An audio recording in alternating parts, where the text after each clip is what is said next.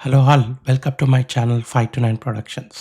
ఇవాళ movie review కాదు, ఒక మూవీ బ్యాక్‌గ్రౌండ్ గురించి మాట్లాడదాం. మీరు 'ద ఆడిసీ' మూవీకి ఎళ్ళే ప్లాన్‌లో ఉన్నారా? అయితే ఒక్క నిమిషం ఆగండి. 'ద ఆడిసీ' మూవీని ఫుల్‌గా డైజెస్ట్ చేసుకొని బాగా అయ్యేలాగా చూడాలనుకుంటే ఈ వీడియో చూడండి. 'ద ఆడిసీ' అనే గ్రీక్ మిత్ బ్యాక్‌గ్రౌండ్ ఏంటి? దానిలో అది ఏ జాగ్రఫీలో జరుగుతుంది? దానిలో ఉన్న కీ క్యారెక్టర్స్ ఎవరు?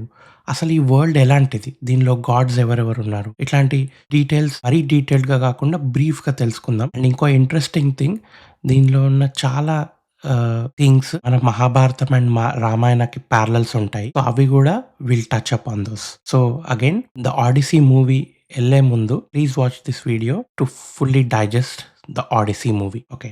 Let's start. చాప్టర్ 1 ఈ స్టోరీ ఎక్కడ జరిగింది? ఇది తెలుసుకునే ముందు ఫస్ట్ అందరిలో ఉండే ఒక డౌట్ ఏంటంటే, ఇది ఒక మిథాలజీనా? హిస్టరీనా? అంటే కొంత మిత్, కొంత హిస్టరీ. దీనిలో ఉన్న జాగ్రఫీ ఇవన్నీ చాలామంది historians they proved that these cities existed. So, and ఇది వార్ జరిగినట్టు గూడా అనిపిస్తుంది. సో, సేమ్ అండి మన మహాభారత లాగా. కొంత మిత్, కొంత హిస్టరీ. దాదాపు 3200 years ago modern day Turkey ఇవాళలో ఉన్న ఒక ప్లేస్‌లో పవర్‌ఫుల్ సిటీ ఉండేది. దాని పేరే ట్రాయ్. ఇది రియల్‌గా ఉందని ఆర్కియాలజిస్ట్ ఎస్టాబ్లిష్ చేశారు. ట్రాయ్ చుట్టూ ఒక మాసివ్ వార్ జరిగింది.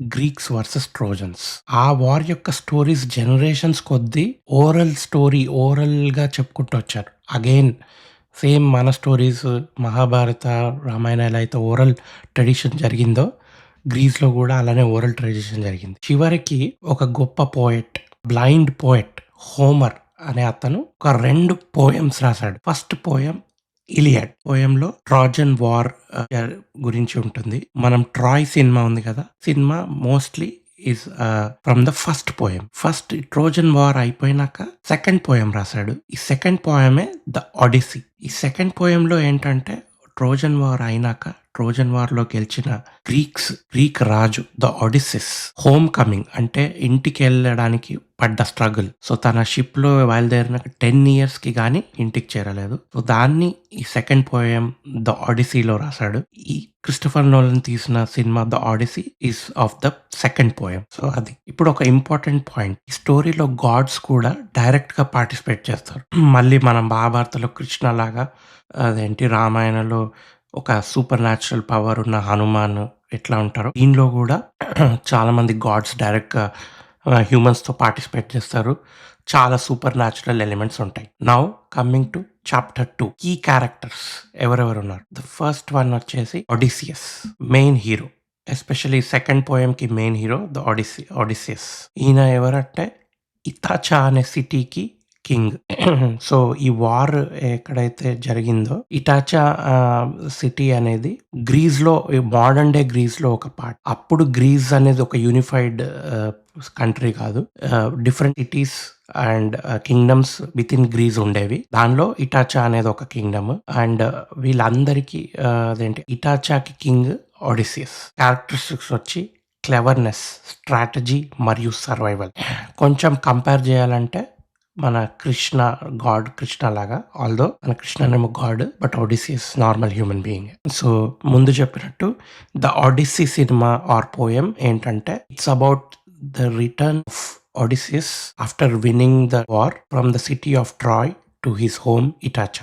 ఈ జర్నీ మొత్తము 10 ఇయర్స్ వరకు జరిగింది. అండ్ ఈ జర్నీలో రకరకాల హర్డల్స్ ఫేస్ చేస్తాడు. సూపర్ న్యాచురల్ ఎలిమెంట్స్ వస్తాయి, స్టార్మ్స్ వస్తాయి, ఒక క్రియేచర్స్ వస్తాయి.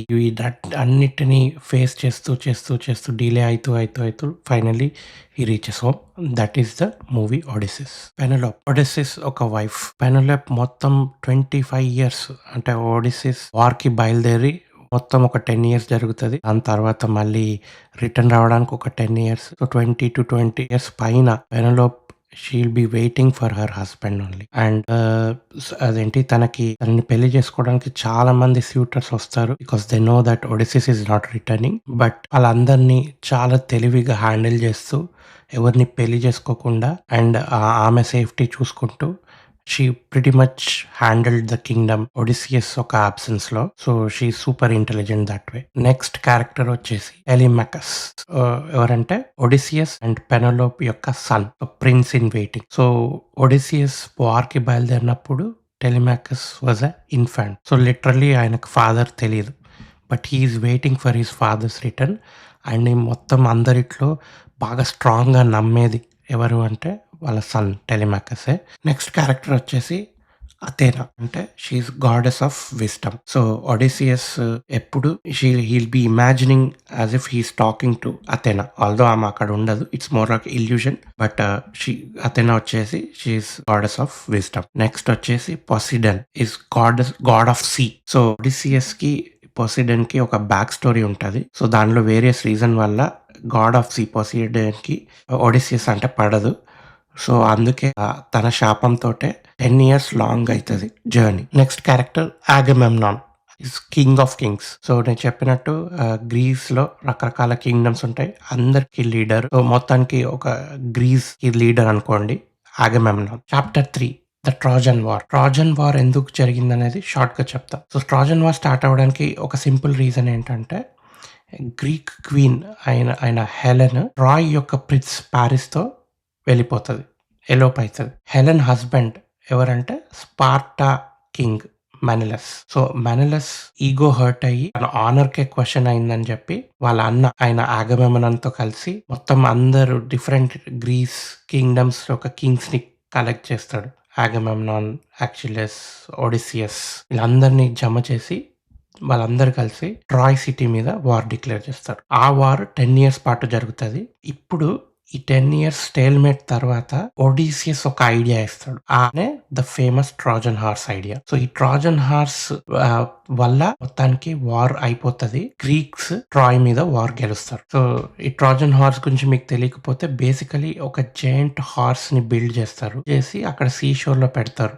అదేంటి ట్రాయ్ సిటీ సీ షోర్‌లో పెట్టి వీళ్ళు వెళ్ళిపోయినట్టుగా డిసెప్షన్ చేస్తారు. వీళ్ళందరూ వెళ్ళిపోయినట్టు. కానీ ఆ వుడెన్ హార్స్‌లో వీళ్ళ ఇంపార్టెంట్ వారియర్స్ అందరూ దాక్కొని ఉంటారు. సో, ట్రాయ్ సిటీ వాళ్ళు ఇదేదో పీస్ ఆఫరింగ్ అనుకొని ఆ హార్స్ ని వాళ్ళ ఫోర్ట్ లోపలికి తీసుకొచ్చి పెడతారు. తీసుకొచ్చి పెట్టినాక నైట్ పూట వీళ్ళు వారియర్స్ దిగి డోర్స్ ఓపెన్ చేసి అందరినీ చంపుకుంటూ వెళ్తారు. సో, దాంతో ట్రాయ్ సిటీ పడిపోతుంది. సో, దీని మెయిన్ ఐడియా దీన్ని ఇచ్చింది Odysseus. Chapter 4 the Odyssey. So, Trojan war అయిపోయింది. ఒడిసియస్ ఇంటికి వెళ్ళాలి. ఇటాచా ఐలాండ్ ఆయనకి వెళ్ళాలి. నార్మల్ గా అయితే కొన్ని డేస్ జర్నీ. కానీ ఒడిసియస్‌కి మాత్రం 10 ఇయర్స్ పట్టింది. ఎందుకంటే పొసిడియన్ ఎవరంటే ద సీ గాడ్. తనకి ఒడిసియస్‌కి పడదు. సో, శాపం ఉంటది ఒడిసియస్ మీద. సో, దాంతో రకరకాల హర్డిల్స్ ఫేస్ చేస్తాడు. కొన్ని ఎట్లుంటాయంటే ఒక ఐలాండ్‌కి డ్రిఫ్ట్ అయితాడు ఫస్ట్. ఐలాండ్‌లో సైక్లాప్స్ అనే ఒక సింగిల్ ఐ మాన్స్టర్ ఉంటాడనమాట. ఒక జెయింట్. సో, అతని నుండి తప్పించుకుంటారు ఫస్ట్. అతని నుండి తప్పించుకున్నాక మళ్ళీ ఎటెటో తిరిగి ఇంకొక ఐలాండ్‌లో చేరుతాడు. అక్కడ ఏంటంటే సైరన్స్ ఉంటాయి. సో, అదొక డేంజరస్ ఐలాండ్. దానిలో ఏందంటే వుమెన్ సైరన్స్ ఒక పాటలాగా పాడుతుంటారు. అది విన్న సేలర్స్ షిప్ నుండి జంప్ చేసి సింక్ అయితారు, చనిపోతారు. సో, దానిలో రకరకాల మళ్ళీ సేమ్ ఎట్లో అట్లా ఒడిసియస్ స్కీమ్స్ ఏసి ఎస్కేప్ అయితాడు. దాని తర్వాత ఇంకొక ఐలాండ్‌కెళ్తారు. ఏమంటే ఒక వుమెన్ ఉంటది. సిర్కే అని ఒక వుమెన్ ఉంటది. ఆమె సేలర్స్ అందరు ఆకలికి ఫుడ్ పెడతది. కానీ తిన్నోళ్ళందరూ పిగ్స్‌గా మారుతారు. సో, ఇక్కడ నుండి మళ్ళీ ఒడిసియస్ వాళ్ళందరిని ఎట్లా ఎస్కేప్ చేపిస్తాడనేది ఒకటి. తర్వాత వచ్చేసి కాలిప్సో అని ఒక గాడెస్ ఉంటది. ఆ ఐలాండ్‌లో ఏంటంటే ఆమె ఒడిసియస్‌ని 7 ఇయర్స్ హోల్డ్ చేసి పెడతది. ఎందుకంటే అక్కడ లోటస్ దొరుకుతది తింటే ఒడిసియస్‌కి మెమరీ లాస్ అయితుంటదనమాట. ఇది వాడుకొని కాలిప్సో అనేటామె ఒడిసియస్‌ని హోల్డ్ చేస్తది. సో, ఇట్లాంటి డిఫరెంట్ సూపర్ న్యాచురల్ ఎలిమెంట్స్ ఉన్న హర్డిల్స్ అన్నీ దాటుకొని మొత్తానికి ఒడిసియస్ ఇటాచా చేరుతాడు. బట్ ఇటాచా చేరినాక కూడా అక్కడ డిఫరెంట్ పాలిటిక్స్ నడుస్తుంటది కదా! సో, ఇప్పుడు అక్కడ స్యూటర్స్ ఉంటారు కదా! అదేంటి ఒడిసియస్ వైఫ్‌ని చేసుకోవడానికి. సో, వాళ్ళందరిని ఎలిమినేట్ చేయాలి. సో, వాళ్ళందరిని ఎట్లా ఎలిమినేట్ చేస్తాడు? చేసి మళ్ళీ అదేంటి వాళ్ళ సన్‌ని కింగ్ ఎట్లా చేస్తాడనేది క్లైమాక్స్ అనమాట. So, this is the Odyssey. ఇంకొక ఇంట్రెస్టింగ్ పాయింట్ ఏంటంటే ది ప్రాజెక్ట్ వార్ అయినా, మహాభారత అయినా, రామాయణ అయినా the war started because of one woman. మహాభారతంలో, రామాయణంలో ఈస్ విక్టిమ్. ఇక్కడ కాదు బికాస్ హెలెన్ విల్లింగ్‌లీ వెళ్ళిపోతది. బట్ ఏదేమైనా ఈ 3 వార్స్‌కి రీజన్ వచ్చేసి వుమెన్.